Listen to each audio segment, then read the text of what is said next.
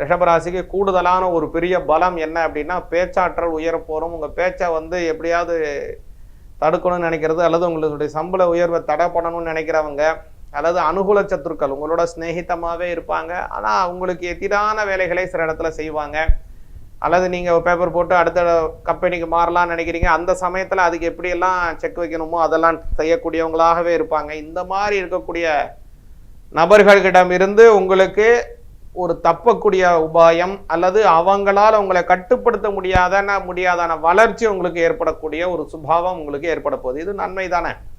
அது மாதிரி பல நன்மைகள் நடக்கக்கூடியதான இந்த வருடம் அமைய போகுது. ரிஷபராசிக்காரங்களுக்கு கூடுதலான ஒரு நல்ல விஷயம் என்னன்னா தான் முன்னாடியே சொன்ன மாதிரி இந்த குரு பகவான் 2ஆம் பாவத்தில் போகிறதுனால நிறையா தங்க ஆபரணங்கள் வாங்கக்கூடிய பாக்கியம் உங்களுக்கு இருக்குது. அதனால தான் திரும்ப சொல்கிறேன்.